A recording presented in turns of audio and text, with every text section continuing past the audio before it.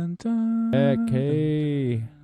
Welcome to the Cowboys and the Unicorns Pod Sizzle 2018. Never say Pod Sizzle again. Okay. Podcast. This is David. And that's Dan. Oh, man. Dan the Screamer. Dude, I miss it. Yeah? Did you see that photo I posted on Facebook? I did. And I was like, man. Dan used to be skinny. No, I think that you should do a reunion tour someday. Yeah, that's what Jordan Lacey commented. He was like, reunion tour, question mark? I will, play something. I could probably figure out the bass lines if you're... I don't know who your bassist was. Oh, they're super easy. I'm sure you could figure Boom. Just put it in drop D. Oh, it would be really fun to see John play those songs now, because back in the day he was not that great of a drummer. No, but he got a lot better. He got really good when he was playing with for Atrocities. Yeah. Yo, what's up with that, JT? You saved all your skill for your other band? That would be kind of fun. I should ask him about that. He didn't take any drum lessons in between Word Will Spread and Atrocities. I wonder what the difference was. We should have him on the podcast is Atrocities probably had real songwriters, and so they were probably like, okay, play this, and he probably knew how to play it, and so he's like, okay.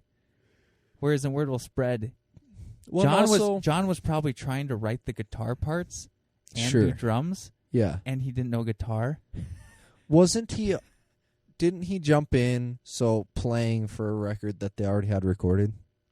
Yeah, they already had. So that makes a big difference, too, because you can at least start with, okay, I have to learn what this drummer was doing. Yeah. And then, that helps you grow a ton. Yeah. Yeah. I mean, and just experience and being around things, you probably just learned a bunch. Oh, yeah. Well, I mean, just going on tour and playing that much make a big difference. Word Will Spread. Yeah, comment below on Facebook or our blog post if you ever went to a Word Will Spread concert. I don't think I ever did. No, you never did. I think we weren't very good. That's sad, Dan. It is. I was a little, yeah. So do you look back at that and you're like, I want to try it again because I think I could do better? Or are you like, I'm kind of ashamed of the fact that we even put ourselves out there because we just weren't really good? Right. Here's what I think. I think if we would have done it a little bit later, we would have been better. Okay. I don't think that... I think John became a good drummer. This might sound conceited, but I actually think I was a pretty good vocalist. Yeah. But I think that... and I think our guitarist... If... John and I were like the ideas behind a lot of things, and we probably held the creative control as well. Yeah. We didn't really relinquish it very much. And then we were dealing with people who like Brady and Colton and Carson were younger than us, and so we were kind of telling them hey, let's write a song. Right. And they were the guitar players, but we were kind of telling them what to do. Sure. But they weren't coming up with themselves. It wasn't oh, they're so bad at guitar or they don't know what to do. Right. So I think if we would have come at a different time where we would have known how to work together, where they could have written the songs and then we could have put the drums and the vocals on top of it. Right. Or I think the songwriting was a little messed up. We didn't know how to write songs, and we were all really young, and John and I weren't guitar players. And they knew how to come up with guitar pieces, but it was herky-jerky. And so So all didn't really fit together. We performed well together, we were pretty tight. Yep. And we worked well together, but I think songwriting was where we were lacking. Right. So if we were all a little bit more mature, and I don't know, if we probably would have treated each other as peers. Yeah. Carson was 13. So anything he said, we were shut up, kid. Right. Not really, but you just play your instrument. Just play this part. Yeah. And so how old were you I was a freshman and sophomore in college. Okay. But all I was good at was screaming. Right. That's like a huge gap between. What did Carson play? Guitar. Second. Okay. Yeah, like he was our second guitarist. Rhythm guitar. So, yeah, there's probably just like immaturity on all of our parts and not knowing how to work together kept us from. So we could like rewrite the songs to be acoustic screamo, and I could play acoustic guitar, and then John could play drums, and then we would just do like a trio tour, acoustic screamo. I would have to get a little bit good at singing, because if you did acoustic, air quotes, acoustic screamo, you would have to have some sort of pop scream, like pop punk screamo vibe to it. Right, that's true. You'd have to have some wailing and some. Yep. You couldn't just like. No, you'd have to like almost get the melodic screamo of like Household, like some of those poetic. Yeah. Emo. Maybe some Under Oath. Some. Yeah. Someday we'll make it happen. I always kind of like a underlying, not regret, but like wished that I had ever actually like been in a legit band that did some type of a tour. Yeah. It was fun, and we did it at a time where, I mean, I don't know, maybe there's still a bunch of shows, but yeah, it just seemed like it wasn't that hard. Like you just told people you had a band, and they're like, sure, you can play. Right. And that was, I don't know, that was awesome. we played the lobby of a Lutheran church one time. Nice. I can't remember what town that is. It's on the border between Canada and Minnesota. Oh, in Baudette or something like that, or no? It's like straight up the middle of Minnesota. Gosh, I should look it up. But that was pretty sweet. I remember one time I saw this YouTube video of the Devil Wears Prada playing a church basement. Yeah.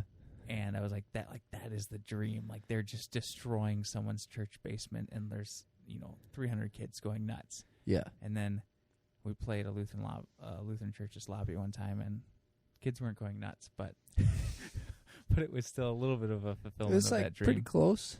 Yeah. Right. Yeah, Dave. Why weren't you in a band? You were in worship bands, right? Worship bands. So, yeah. I mean, in like a weird way, I was kind of like the only drummer, like good drummer up in that area. Mm-hmm.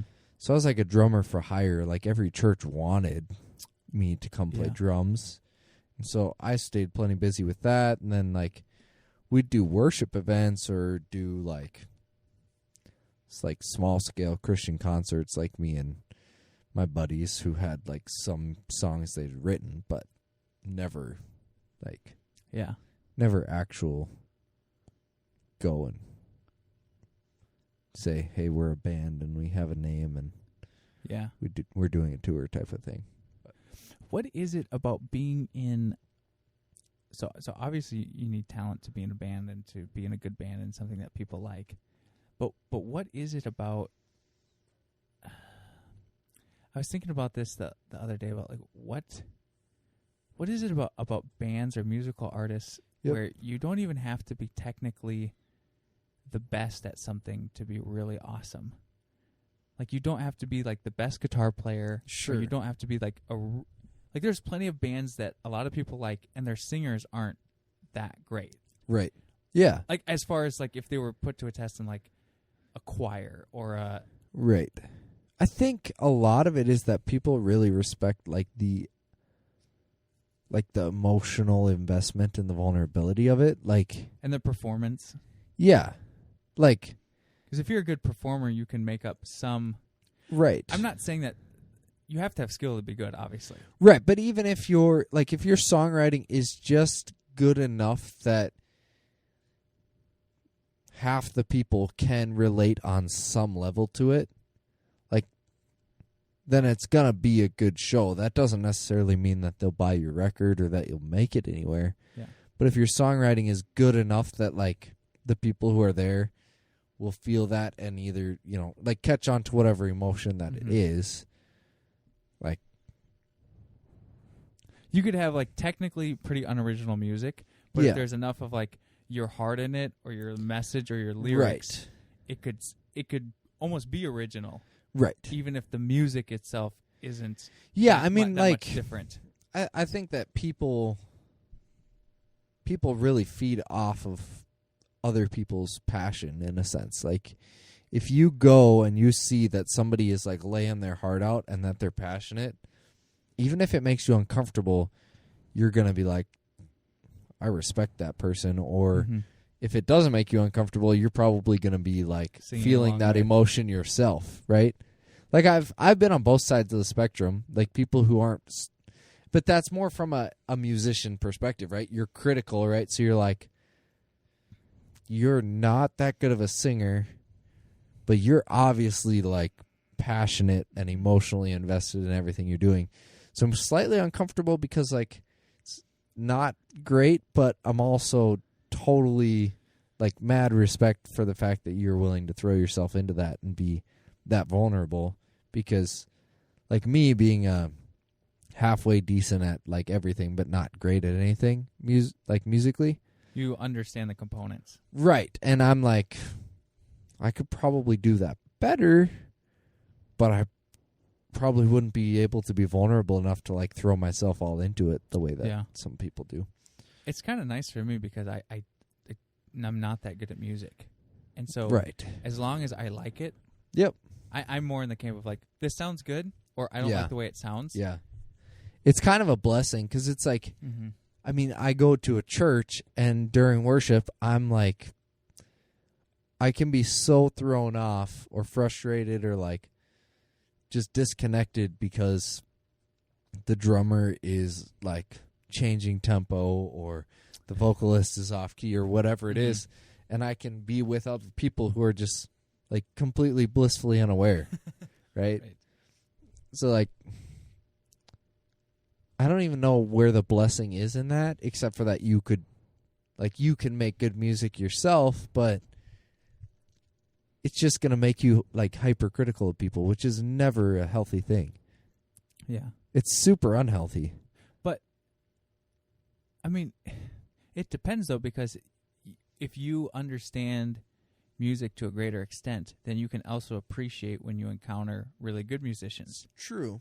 You have a greater I guess understanding. It's just what you like do with... Yeah. If I watch basketball because I understand more of how basketball works. Right. When I see good basketball, I have a greater appreciation versus when I watch football, I'm just like, oh, they scored a touchdown, but I don't understand that. I didn't see the block and I didn't see the footwork and how it was amazing. So I can't appreciate it to the same extent where I watch basketball and I'm like, oh my gosh, I understand that move and that counter and this thing and that pass. Yeah. And the difficulty involved. Right. So I'm like, that was really amazing, and I understand some of the complexities. Yeah, that's true. Right. Versus football, you're just like, well, that play came together. Obviously, they're good because they're in the NFL, so that was good. I saw this tweet. I follow Stephen King on Twitter, and he was tweeting like this positive thing about Stranger Things. Okay. And he was just like, I mean, obviously he's a writer, so he could be super critical of everything that goes into the story. Yeah. Right? And he just gave it like, boom, like they did it, like they nailed it. They did it perfectly. Wow. And you're just like, whoa, he could... Yeah. He could provide some harsh criticism or high praise or whatever. Yeah. But I don't know. It's like, obviously like it holds more weight because he understands like what goes into a good story. Right. And if he thinks that's a great story, then it probably really is. Yeah. That's a pretty big deal for him to like not be like, hey, good job. Could have done this better. Right. Or but, what are the kids watching these days? Or Yeah. Speaking of Stranger Things, did you ever finish it? No, I didn't. Oh my gosh. I feel a little bit of guilt about it. I watched a couple of episodes of season 2 and then I kind of quit. I don't even know if we can continue this podcast. I bought the sweatshirt and then You bought the sweatshirt? And I quit watching it. You need to give that to someone who actually cares. Maybe I'll finish it. Maybe I'll go back and finish it. You should. Yeah. You should finish it. The other night I started watching The Godfather. Okay. Which I've only watched once before. I think, I've only ever seen it once. I should probably watch it again. Yeah, you should. There was like a time, I think it was toward like my senior year in college, I just got hardcore into mob movies, so I watched most of them. Yeah. And I hadn't watched it for a while, but it's 3 hours long. Yeah. So I'm watching it in, I watched, Friday night I watched an hour. Saturday night I watched an hour. Sunday I didn't, and then probably at some point this week I'll finish it. Okay. I mean, I guess 3 hours is a long time. It is. To sit down and not do anything Especially else. When you're married and there's so many things that want your time in life. Yeah. But it's super good. I should rewatch it. Was 2 weekends ago now that 2 weekends? Yeah, 2 weekends ago that my wife was out of town, and so I just had the baby. Mm-hmm. And it was so weird to have an entire Saturday and till 7 o'clock on Sunday with just me. I mean, I had the baby, but she's only 7 months and not a whole lot she can do.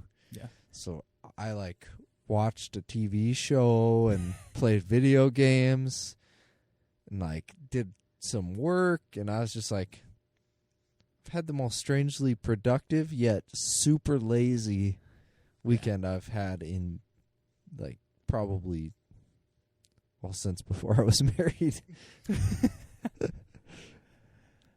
There's just something weird about having, because I could still have a lazy weekend where we don't go anywhere and we watch stuff together or we hang out. Mm-hmm. But it's still super different than just being by yourself. Oh, it is. And not doing anything. Yeah.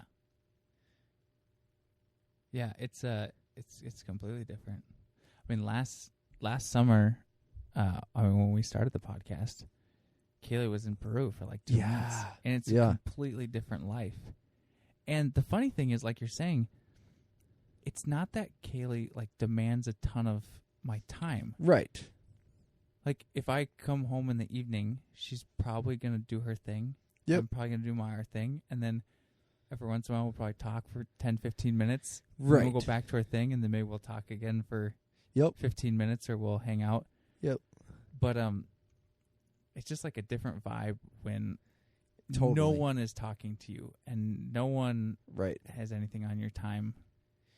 Yeah, it's just this whole, you don't even realize it, and it's not that it's bad or I have to be, but just this fact that in the back of your mind you're aware, right, of okay, there's someone else that I need to make sure I got to make sure that my wife's not done with whatever she was doing and now wants us to do something together, or that always that, okay, I have to make sure I'm staying emotionally aware. Yeah.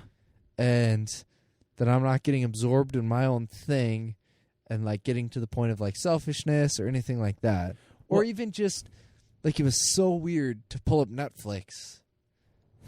Just be what would I watch if what would I watch if it was just me watching a TV show or watching something, because my wife would never want to watch it. So you guys watch Netflix together? Yeah. See, Kaylee and I know, this is weird. I love her for this. She watches Netflix on one couch, and I watch Netflix on another couch. And the discussion is who puts headphones in. Not what are we going to watch, but who listens to it, through the computer speakers. Yeah. And who listens to it with headphones. It's so weird. Yeah. I love it. So do you guys then talk about so I guess the only weird thing is that Haley watches TV, watches her TV shows a lot during the day because she's home. And so then it's always kind of well, what do we want to watch together if we want to watch something at night? Because she's already watched Grey's Anatomy for 3 hours for the day. Right. So I guess that's a little different. But so every once in a while, I will watch, like I'll jump in to some show that Kayla's watching. Yeah. Just because I just think it's interesting, or I have nothing else to do or something. Yep. But I don't usually follow along with her in her shows. We have such different tastes. Like, she's really into, well, like shows, like dramas, and then like crime stuff. Okay. And I listen to like a lot of like comedy specials. Interesting. And or I'll watch like longer movies. Yeah. But she wouldn't want to sit down and watch The Godfather with me, I don't think. Sure. But she'll watch like 3 episodes of a mystery crime, like CSI. Yeah. I mean, she's probably done with that like a long time ago. But right. But whatever it is. So she's really likes like the episode type things. Where I like the comedy special or the podcast or the longer movie. Right. And I watch less shows. But so you're not about, are you just about the fact like that it's not drawn out?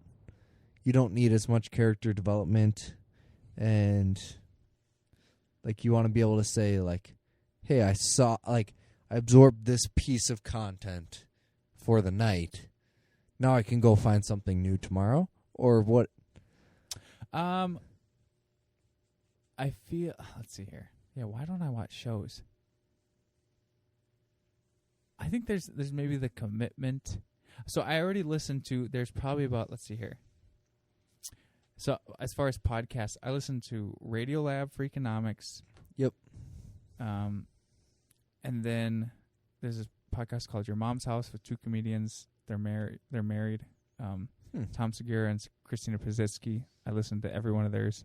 And then the Joe Rogan podcast and the Bill Burr podcast, both 2 comedians. I don't listen to all of theirs, but I like check in. Yep. If I Joe want Rogan to. is a commitment. Yeah. There was a while I was really into him, and I probably listened to like 200 shows, so I kind of know what he thinks. Yeah. But so I feel like podcasts I listen to serially. So then shows, it's like I don't have more time to listen to something in succession. Yeah. Because I already have podcasts for that, where I check in like, oh, there's a new one this week. I'll listen to it. Yep. And then I think for some reason I like comedy specials because they make you think. They're still about ideas. Yeah. More than, like, they're entertaining, but they're also discussing. They're kind of like social commentary. Yeah. And so I like that. And then I think I tend to see movies as more artful than shows. And I don't know if that's true. Sure. But I see them as more like, here's this artful storytelling piece. I think in general it's true. And it's like, it's not that there's not a formula to a movie, but it seems less formulaic. Right. Shows often follow the same formula every show. Right. And they're always trying to figure out how they can get another season out of it, right? So you get the closure with a movie that you don't get with most TV shows. There's some that do it really well, right? Where it's there is. Stranger Things did a good job of not trying to milk it, right? The great thing about Stranger Things, or like I was a big fan of House of Cards, and I've never watched Game of Thrones, but basically, like, from what people say, is like it's a really long movie. Right. Like Stranger Things is basically that. It's like a really good, really long movie with like better character development than a movie, because you get to know the people. Right. Except for that Game of Thrones is also just a porno. Right. But that's what I hear. Yeah, I guess I've never watched it, but because I've heard that, I never will. But that's just my 2 cents. I know a lot of people that watch it. I heard that it's like a bunch in the first couple seasons, and then it chills out a little bit more. It's that's a terrible argument of like, well, just watch this show that's like porn for the first 2 seasons, and then eventually it'll get less. Right. It's first, there's a lot of boobs, and then there's not. It's like, I'm good. Not gonna fill myself with that type of unhealthy stuff, just to hope that, like, oh yeah, it'll get better. Right. that was as intriguing to me because people are obsessed with it, and everybody like talks about it. But I don't know if isn't it like it's like Dungeons and or not Dungeons, but it's like it's dragons, right? Dungeons and Dragons. It is not. But it's like it's like fantasy, right? Yeah, it's like I don't know, like not Lord of the Rings, but like I've never been into medieval times. Yeah. And I'm all about that, but I'm not. I just get. You like Lord of the Rings? Oh yeah.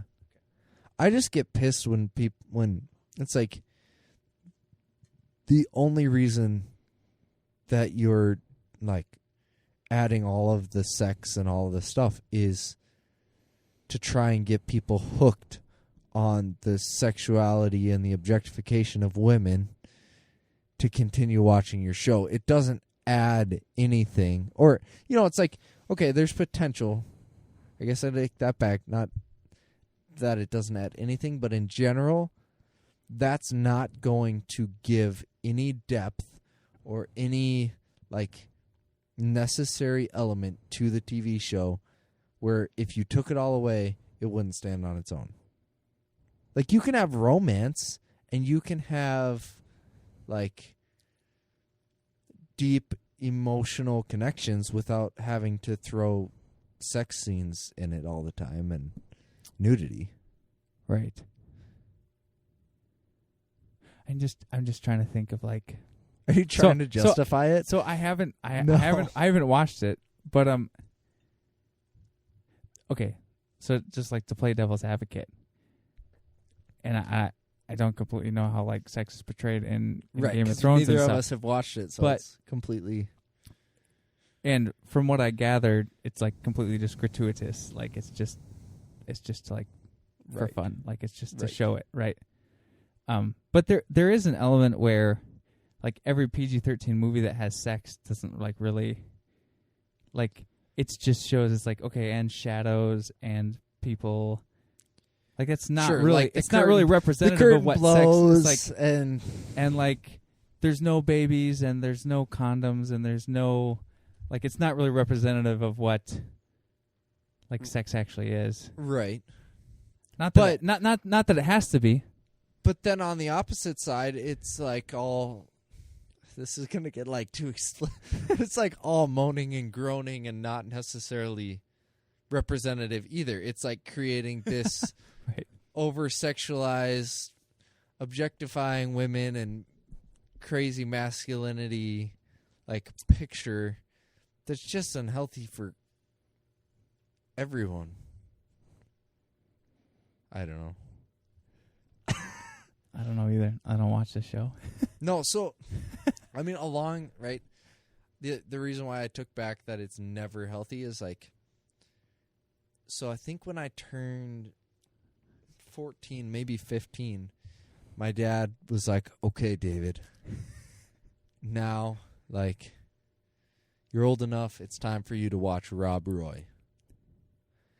So Rob Roy is like, takes place, I think, in Scotland or something like that. So it's like that culture. They wear kilts. But it's like basically a story about like this man who's in love with his wife and like has a family. And so like there's a sex scene that's not like super explicit, but like in the like realm of like here's healthy married people, and then he goes away, and then these like English or British soldiers come, and then like rape and kill his wife, and you like see that. What kind of movies is your dad showing you? He's like, this is here's a rape movie, David. Yeah, right.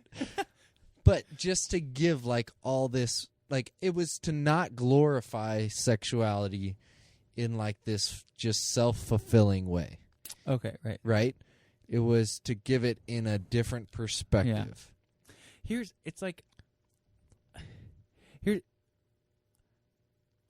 I'm not, like, okay, I'm not a porn advocate, but I'm also, like, I'm always torn on this issue because I'm also not for censorship. Or for or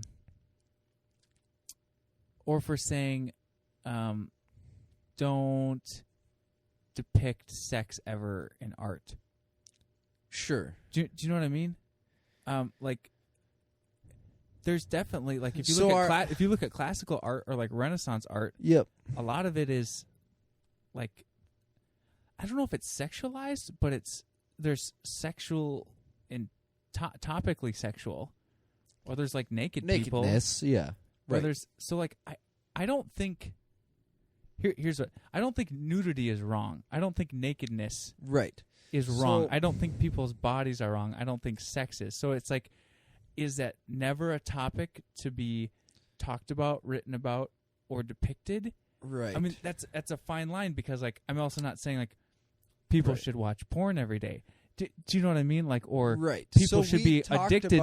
People should be addicted to. You know what I mean? Like, I'm not for that. Right. I think I think I was talking with someone else about Game of Thrones, and we got on the defining, like, what's the line between like art and creativity and pornography, and basically pornography is meant for arousal, right? It's supposed to be erotic or whatever. What did that one judge say? Wasn't there like some censorship? There's a classic line. He's like, what is pornography? He's like, I'll know it when I know it when I see it. Yeah, that was the ruling in a case on that. Yeah, like a judicial case. He's like, I know it when I see it. Yep. Yep. But like, basically, I guess, is it art made for the sake of my own expression of like creativity and like beauty, or is the intent to go try and like arouse other people? I guess is the apart question. from just a private selfish thing where that's right. Yeah. Yeah, because I totally agree with you. I think that we over sexualize nakedness and like all like it's not. I mean, you look at the Bible, right? Like Adam and Eve were naked in the garden, and it wasn't supposed to be a weird thing. Yeah. And then once they realized they were naked, and then there's just this whole over sexualization. And there's a thing that of like causes you to like, when you see nakedness, you think about it in a lustful way in general. Like that's what the culture is trying to like hardwire you to do. Yeah, and like in our culture where like nursing mothers are shamed. Right. Like you could be nursing on a bench in a mall and people would tell you have to move, and you could be sitting right next to like a Victoria's Secret poster where it's like obviously like sexualized. Right. And some, there's this lady in a push-up bra and a thong. Right. And like, well, this is okay, but the mom who's like using her breast to feed her kid is like indecent exposure. Right. So there's definitely some double standards where it's like, okay, exactly. This shouldn't be wrong. This is not indecent exposure. This is like the natural reason that these exist. Right. Yeah. Yeah. No, exactly. I agree with you in that if we worry like that there's definitely a level of like censorship and like, well, I don't want anyone to ever see nakedness because that's just like saying, hey, alcohol is evil, never drink it, right? Right. You're just going to create this like intense curiosity in your kid to be like, hey, like it's the forbidden fruit. It's Adam and Eve, right? I'm never supposed to touch that, and all I'm given is like, hey, you see that over there? Yeah, stop looking because that's not good. And if you ever look, then you're going to hell. Like, you're just going to create this curiosity and this desire to go. And you can end up sexualizing things that aren't even sexual. Right. Where it's just like, no, that's just someone's body. Right. Like, that's someone's, Yeah, it's a fine balance. Yeah. How do we get on this? I was trying to think. I was like, what was the rabbit trail that started we were talking about shows, and then we were talking about Game of Thrones. Oh, yeah, Game of Thrones. Dang it. Game of Thrones. I have such a fundamental issue with it. And I feel you've never watched it, Dave. But I've never watched it. Yeah. I'm not going to go watch it just so that I can have justification for my fundamental issue with it, though. Right. But, anyways. What's the next thing? So I think they're going to come out with a 6th season of House of Cards, but without Kevin Spacey. Okay.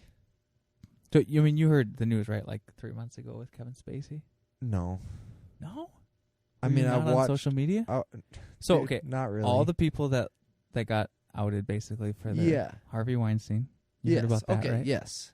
And then Kevin Spacey was another one of the big, like, a couple weeks after Weinstein. Okay. He, like, molested a 14-year-old boy, or like tried to have, I don't know, laid on it, something weird. Okay. Like 20 years ago or something. Yeah. And now that kid is like an actor on Broadway or something. But that kid came forward, and then a bunch of other people like came forward with, yeah, this guy is weird. But he's like the main character in House of Cards. Gotcha. So he's not going to be on it, but they're still going to come out with a season. Yeah. And his wife in the show is Robin Wright. And have you seen what's that movie from? I can't think of. With Wesley, it's like from the early 90s. The Bride, Princess Bride. Yeah. Yeah. Lady in that. Oh, really? Yeah. But Princess Buttercup. Yeah, Princess Buttercup. She looks way different now. She was in Wonder Woman. Okay. Like there was a big Facebook post that was going around. Like, anyways, so I think she's like the second main character. Yeah. Or maybe the co-main character. I don't know. Okay. But I think they're just gonna go on with her in the story. Interesting. So how are they gonna get rid of him? I don't know. I'm waiting for the season to come out, because they were in the midst of filming it when the allegations came. And okay, so they might have some footage that they can basically. Yeah, I think they kept recording and stuff. Get rid of him, and it not be like this awkward season 6. Yeah, what happened to him? He got super judged because he is like, I don't remember, blah blah blah blah. Like this kid came out against him, like, hey, you did this to me, da da da, and he was like. He's like, I don't remember, and I didn't mean any harm, and like, by the way, I'm gay. And people were like, it doesn't matter whether you're gay or straight that you like molested a 14-year-old kid. Like, please, like you like use it as like his coming out, and people were like, that's just a ploy, dude. Like, get the heck out of here. Man. Which I don't know. I think he is, or he's bi, or he's gay, or something like that. But it was like a weak like add-on like. Like, right, his way of trying to like an excuse or something, right? Or just play on like the cultural stuff. And I think the gay community was like, "Shut up, dude! Like, don't like say you're gay. Like, don't equate us with like child molesters." Right. Like, you're not really helping. Yeah, you're not really helping anything. Like, yeah, I molested this kid, and also I'm gay, so forgive me. And people were like, "Right, who cares?" Wow. But anyways, I've kind of become a Kevin Spacey fan in the last 2 years from House of Cards, and then I also went back and watched some of the movies I'd never seen of him, like from the 90s and the 2000s. Now you burned a picture of him, and you're like, you're dead to me? No, I'm just kind of sad that he seems like he's not a very great guy. Yeah. That is always depressing. Like, when you have a pretty decent idea, like, perspective on someone, and then turns out that they're a douchebag. Yeah. Like you, Dan. Just kidding. I know. I can't wait for all the dirt to come out about me. All the dirt. I wonder if there's any dirt. Dave's trying to think. I don't know any dirt. That's good. So, my furnace went out. That's been really fun. I don't know if it's running right now. We don't know. So it's not that cold. No, but it did get up to like 68 degrees and then kicked off. So today's Monday, and I got home last night at like 10 o'clock. and it was 45 degrees in my house. And we're in Minnesota winter. It was -5 this morning. Yeah. Yeah, I think it got up to 15 maybe today. Yeah, the sun came out. It felt kind of nice. But for those of you who aren't in Minnesota, maybe we have a listener not in Minnesota. Who knows? When it's needs to get to 32 degrees to freeze and your furnace isn't working in your house, that means your pipes can freeze and blow up, and then you're screwed. Also, David owns this home. He's not a renter. And I own my home, so it's my problem, not someone else's. So, worked with the awesome heating company in town, and they were really nice, but they still haven't figured out maybe what it is. So, the furnace ran, and then it kicked off, and now I'm not sure if it's working or not, since we're in this room. But it's not that cold, and usually it's actually colder than this, so I'm thinking it's working. Yeah. If not, we'll cuddle. Not you and I, Dan. No, not you but and me and Remy, my wife, to stay warm. Sounds good. So, adventures. Do you like owning a home? Yes and no. So there's a lot of freedom to it. There's the element of it's like a long-time asset. Right. That's what, so...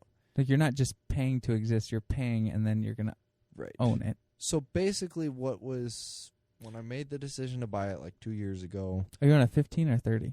30. Okay. But when I decided to buy it, it was because my buddy Tom Zozel was like, hey, if you're going to live somewhere more than 2 years, it's better to buy than to rent. How did he come up with the math? It's a really good question. I just trusted him. He is a CFO. Right. And really smart. And finances are his thing. I'm sure he actually explained it to me. But right. No, I don't doubt that. But it makes sense just in the sense that I think it's more, you have to live in a house for 1 year when you buy it, depending on the type of loan you get, right? But by the time that you've lived in it for 2 years, you've paid off enough that when you sell it, you're going to get some money back. Okay. Right? So it's just the concept of you could pay $600 in rent a month and that money's just gone. Yep. Or you could pay $600 into a mortgage, and then as long as the housing market doesn't collapse, like, you sell your house and at least you get that money back. Like, if at the very least all you do is get that money back, you spent 2 years basically putting your money into savings that you can get back and for sure spend on another house or... Yeah. It'd be interesting to look up, like, what the average amount of time it takes to sell a house is. Right. My parents tried to sell their house and then ended up not. Okay. When I was in junior high and high school. Yeah. And so, like, I feel like my personal experience with it is like, oh, our house is on the market forever. Yeah, it's the whole getting trapped type thing. And we cleaned the house a million times when people looked at it, and no one ever bought it. Yeah. So, like, my personal experience with it is like, oh, it's super hard. But I know other people... Like, I had a coworker once who, like, her husband got a different job, and they had to sell her house, and, like, I think she sold it, like, the week of her, like, leaving, right? Leaving the job, and then it was like, oh, well, that's not like, if she was able to do that, that's not that bad. The hard thing is, I think it totally varies from year to year, like the housing market, and the uncertain. There's no guarantee. I mean, it's not. And then I guess it depends on what's your goal out of selling it, right? Like, do you have the perspective that you need to sell it for $20,000 more than what you bought it for? Like, I think that people get really hung up in that too. In like, well, if I just break even, then I'm not getting a good return on my investment, or, just like how you play those cards depending on what. Yeah, what you care about. Yeah, that can probably make a big difference. But I wonder too, like, what the element is where people value their home more than, like, what the market does because of the like sentimentality. Right. Oh, for sure. I don't know what that... It'd be interesting to talk to a real estate agent about like what people are willing to list their home at, because they don't see it like from an objective perspective. They see it as this amazing place that they've made all these memories in. Right, and they're like, and I laid the bricks for that sidewalk myself, and so it should... I should get $5,000 more for my house because of that, or... How does that work with... I'm really dumb in this area. Like, how does it work with like your real estate agent setting the price, or you setting the price? Do you ultimately set it? So every single year, like there's people who get paid to go be appraisers, right? Yeah. So my landlord appraises houses. Okay, part of his job. And like, you don't let them into your house, because if they come into your house and they see you like made improvements to your kitchen, then they're gonna say, "Oh, well, your house is worth like $5,000 more." And at that point, then they're going, like, then you have to pay more taxes, right? Oh, yeah. Whereas if you... But then you let them in when you want to sell it. But then when you want to sell it, you can have an appraiser come, and they say, here is what your house is worth. And then based off that, like, I think you work with the real estate agent to, like, say, what's the current market, right? Mm-hmm. What did something like my house, like, in the last 2 months, what houses that are similar have sold and what they sell for? And you kind of play that game of like, well, here's the worth, but then people have been buying these for $20,000 more than that. Mm-hmm. So we could put it at 15. It's going to sell fast. It's going to maybe be a little less than what most people have been buying it at, but we want to flip it fast and we want good return. So I think it's kind of a dance. Like, you could probably say, well, here's what I'm going to sell it for, and the real estate agent would list it at that. For sure. But I think you probably also, like, you pay a percentage, right? So let's say it's like 6% to your realtor when you sell. Mm-hmm. But then I think you have to pay a certain amount for every month that it's on the market too, if it sells. Okay. Right? So it's like maybe it's $100 for every month that it's on the market, as well as 6%. Somebody should fact check that, but yeah. I just made that up. that was complete BS. We're turning into a fake news housing brokers podcast. Yep. Yeah, total fake news. I made all that up.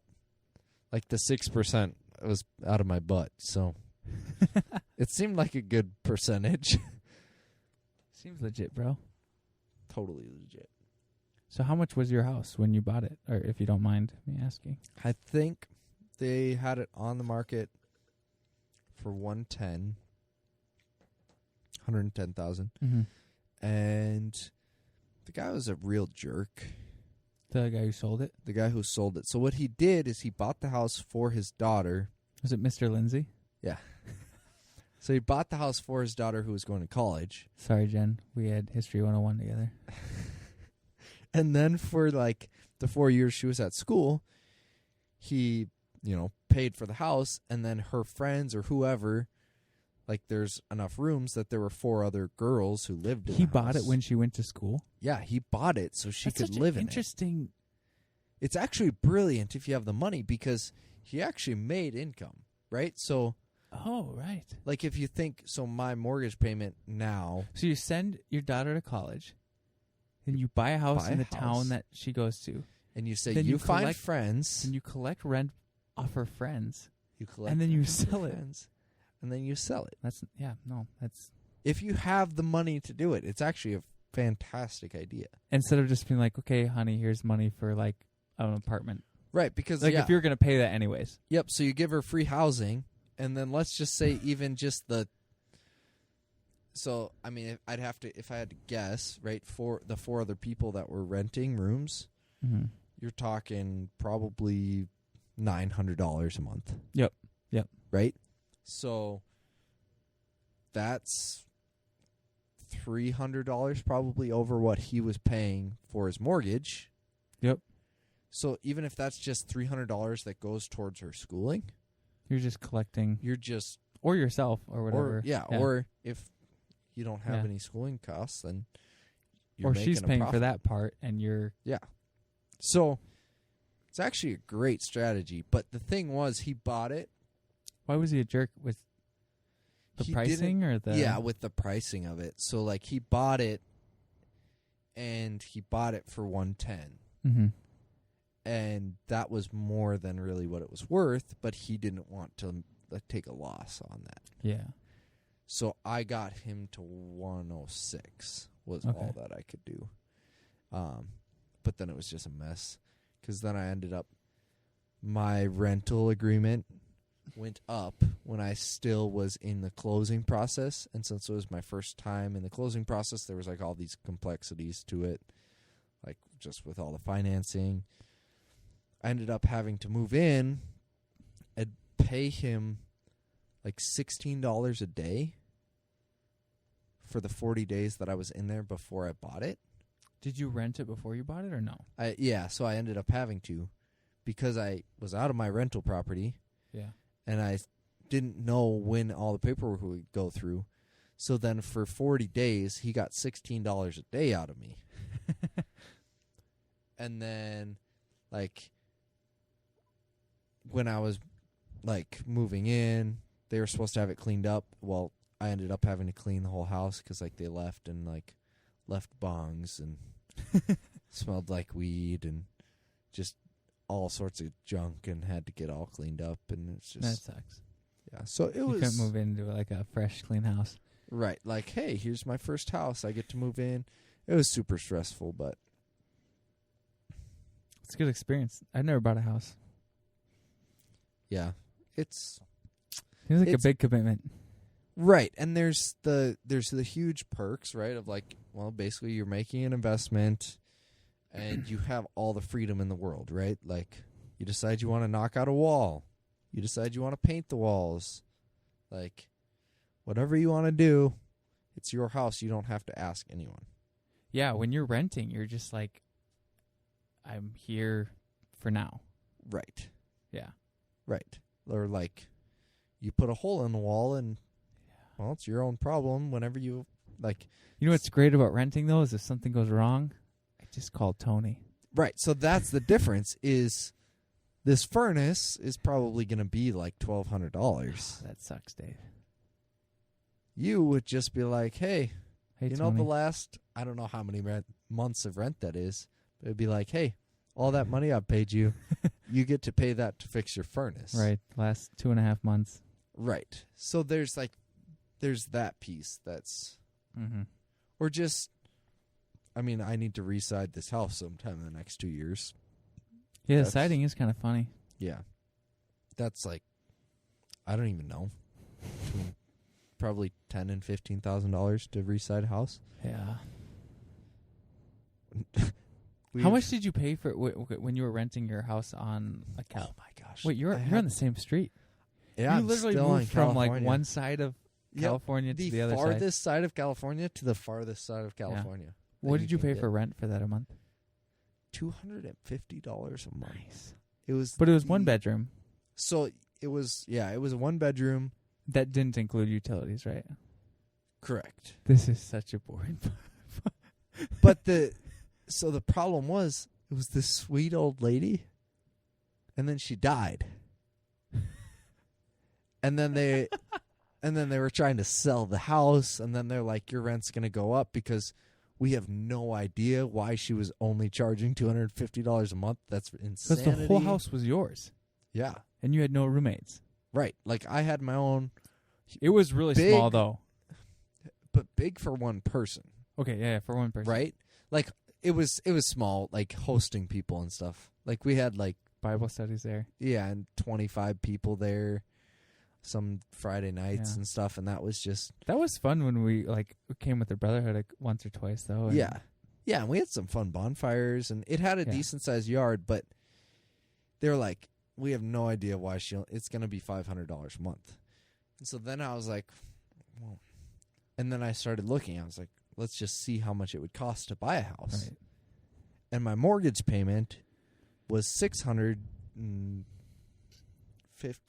a month or something like that. Mm-hmm. That's not including utilities. But and you were inside sales at this point? Yeah. Okay. So Yeah, never mind. Somebody was talking about you today, and they were saying really good things. Oh, that's good. Yeah. And they were talking about how in our company, you're a really good example of the culture of opportunity and that you're a great person to work with. That person great. happens to be my supervisor. And Nice. they were explaining to someone who was new about you. So. Wow. That's great. So, and they were telling the whole story about how you worked in the shop and then you were in inside sales and you're in IT and that your understanding of inside sales helps you in your IT position. And it's true. Yeah. So I heard all sorts of compliments while I was sitting at my desk about you today. And then they're like, and Dan Tiernan is great and blonde. I probably just saying normal things about me. Oh, man. But like what I do. Right. Oh, man. I've been so overwhelmed at times lately. With work? That I've just felt like I've been a terrible employee. Because I like you feel like you can't get everything done? Right. That I just can't, that I can't support any one person well. Like, that someone with a basic request, it's taking longer than it should. And that the people with big issues are waiting, The worst feeling at work is when you have to dedicate some time to one thing. Yeah. And you feel like you're stealing from other things. Exactly. Yep. And I have that feeling a lot. Yeah. But it's where you're like, okay, I just need 3 hours to kind of give myself space to not thinking about anything else. Yeah. And hit this one thing, and you're like, I should be doing something else. Yeah. But really, I actually need to be doing the thing I'm doing too. Yeah. Yeah. Yep, that extreme ownership book, that's been so I got this planner. Jocko Willink? Jocko Willink. But I got this planner, and it's like, what are your goals for the month and for the week? So after finishing that book, the biggest takeaway for me was basically he talks about you have to prioritize and execute, right? Mm-hmm. So in business and on the battlefield, the most important thing is there are 5 different moving parts at any given time that need your attention. But if you don't prioritize and execute, starting with one thing, if you choose the wrong thing, then somebody might chew you out. If you choose the other wrong thing, somebody might die. That's the extreme battlefield, right? Because he's like a Navy SEAL, right? Right, because he was talking about it in terms of being a Navy SEAL in Afghanistan. But in the same element, I've been really working on that of okay, every morning before I go just dive into something because I'm like, oh, I can get this done. And then you spend an hour on it, and then you come up for air, and it's like, oh, I really have to do that. Before I even get started, I'm like, okay, for the day, I have to prioritize if I get one thing done, what's the thing I need to get done? And then what are the next things that fall in line? And just be like, okay, prioritize and execute. That's been my... Boy, I need to get better at that. My song and dance for the last month, because it's been... Well, it's hard because you don't always have to do it technically, right? So when I hear you say that, I'm really good at keeping my email inbox completely up to date. It stresses me out when it's not. So my email, I leave every day with almost with one email in my inbox. Yeah. And everything else labeled, categorized and replied to. Yep. But if I do that, which I usually do, sometimes there's things on my task, basically there's 2 task lists. I have a task list, and then your email is kind of a task list too. For sure. And I tend towards I want a clean email because I don't want anyone, I just want that done with. I don't want anyone waiting a day and a half on me. For sure. But that can definitely make your bigger projects on your task list oh crap, I didn't give any time to that. Yeah. Because I took care of 10 little things today. Yep. And I didn't do the big thing that I probably needed to set aside 2.5 hours to maybe knock away on. That is the hardest thing for me. Same exact boat of my task list is more project oriented, right? Like I have a project and I have deadlines, so I have all these things that I have to do, but they take hours or days, and then I get emails all throughout that time of like, hey, can you get me this data, or could you make this quick change? And there's that hard line of like, and I've had to really work on just saying I have to turn on my out of office or like respond to people and say, hey, I'm not going to get to this till tomorrow.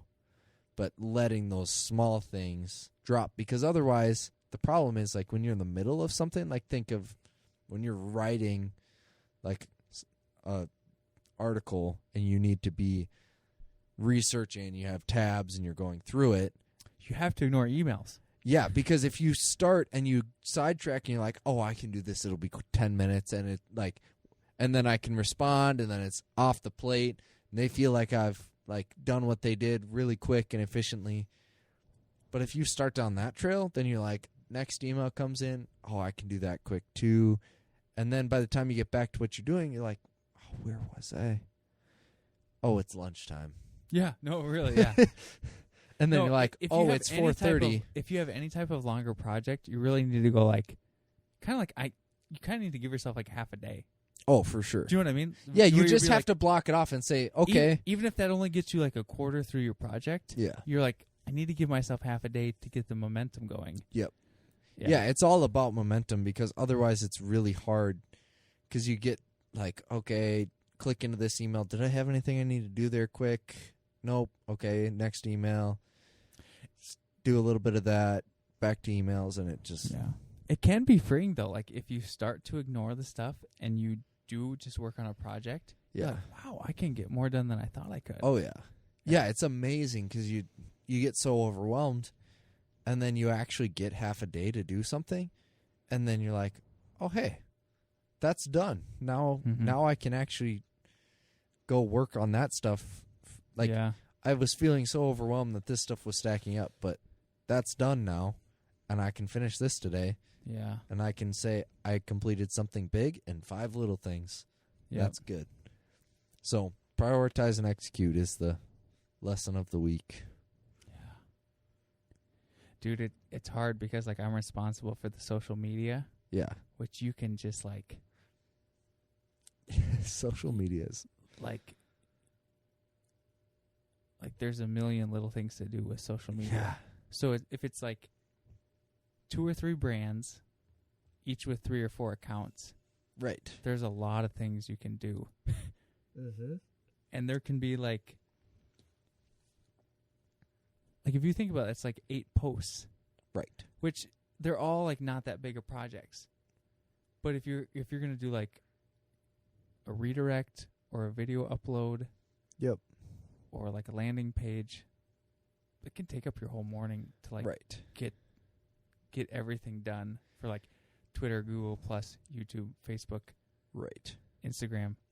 Is there one tool that you could make a post and it would push it out to like all those platforms?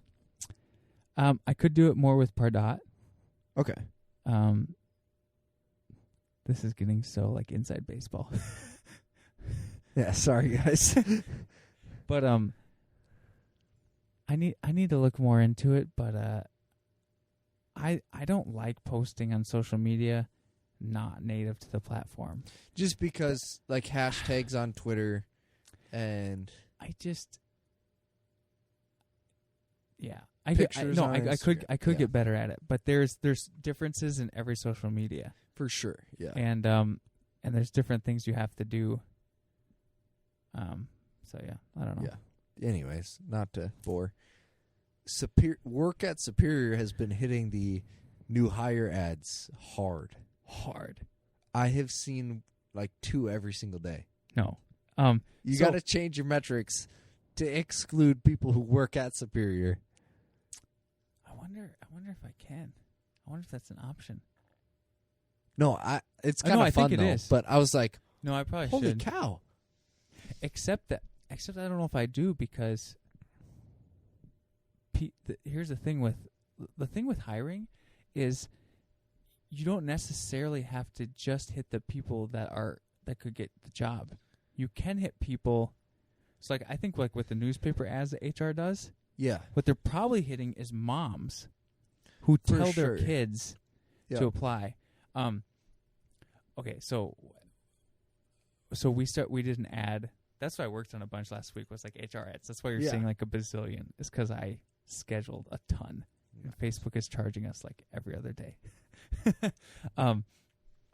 But we did one Facebook ad for like San Juan, Puerto Rico. Okay. And for Hancock. Yeah, probably. For like Hancock production workers or whatever. And so many people click on it. So like a lot of times like you get like a cost per click.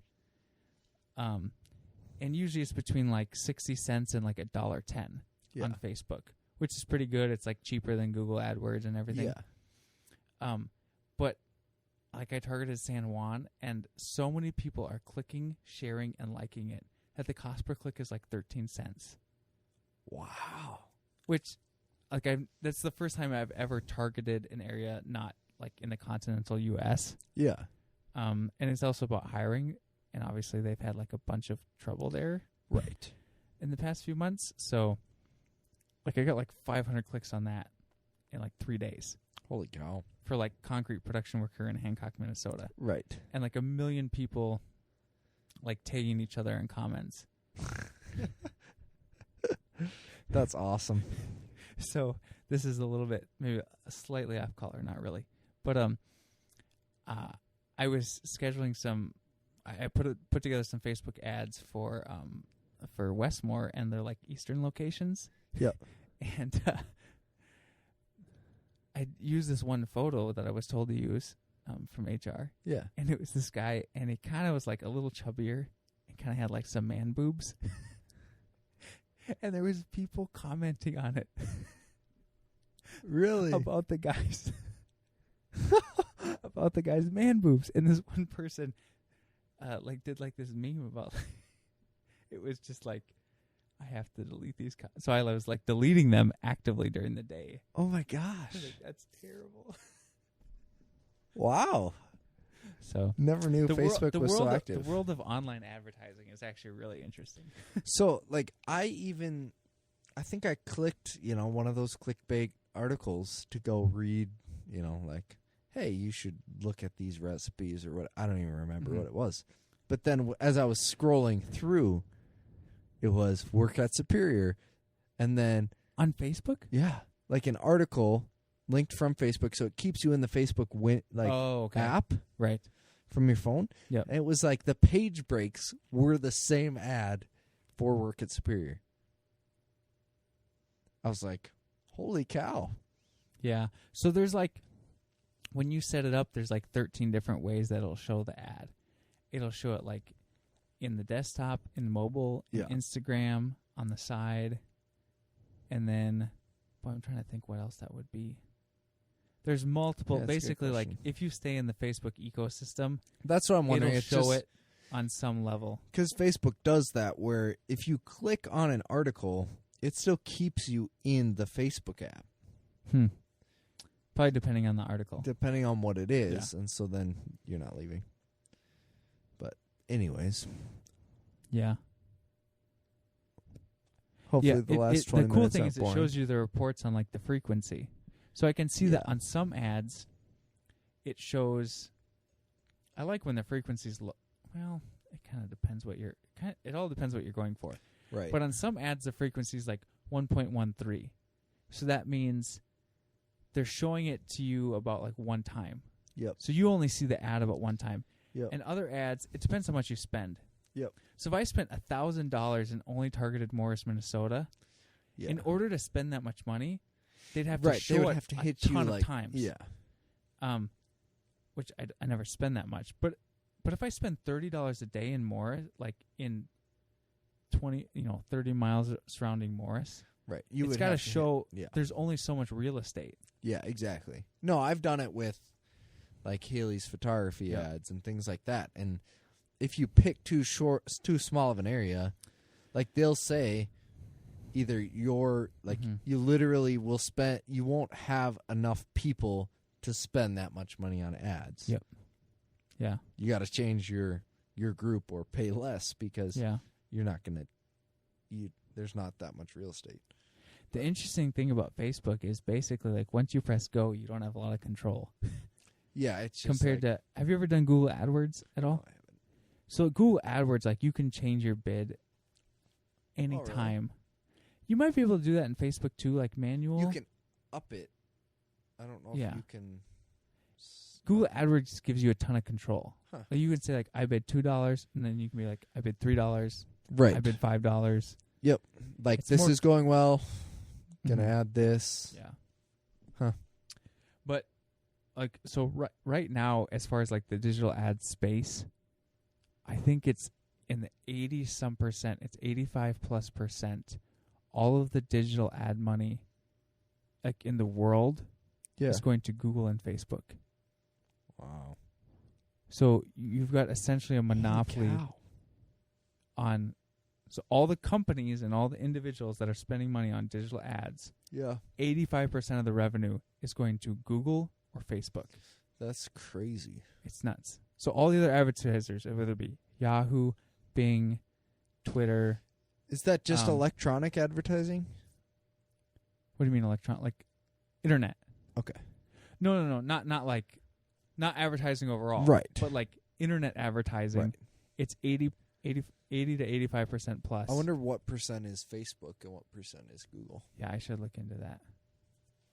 Because I feel like Facebook is just catching on and is more effective cost per click from everyone that I've talked to. Compared to Google. But I've also, I guess our company falls into a bigger company, but especially for smaller companies, it's like, paying for Facebook is Google ads have been around for so long, that I think all the companies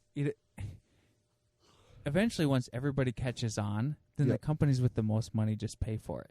Yeah. So let's say the keyword is like makeup. Yep.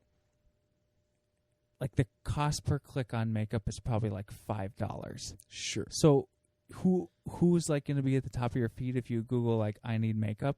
It's going to be like whatever the top makeup, I don't know, L'Oreal or whatever, like Naked or whatever the the company is with the most things. So as far as like a bunch of like this last year, Facebook has made a ton of money, but once like corporate America goes like, oh crap, Facebook is good, and they like switch their money, then all the small time people probably won't be able to compete as much, because Coca-Cola will just be like, here's $1 billion Facebook, and then your cost per advertising will just like skyrocket, and and you'll have to find a new place to go back to MySpace. Yeah, probably not. No, MySpace is dead. Well, I think we've had a good tangential podcast here. Yeah, if you're interested in internet marketing, this last 25 minutes may have been interesting. If not, not interesting at all. Leave us some comments on what you like and what you don't. Share this with your friends. We're trying to figure out how to make a good podcast, and we don't really know how. Yeah. We don't know if we suck at it or not. Mostly we like talking to each other. Yep. Hopefully you guys don't find it too boring. And if you do, just stop listening like you have by now. Actually, if you find it really boring, share it with your friends and never listen again. Yeah, that's a good. Give us a little exposure and then die out. Yep. This has been the Cowboys and Unicorns podcast. I'm Dan. I'm David. Adios. Peace out.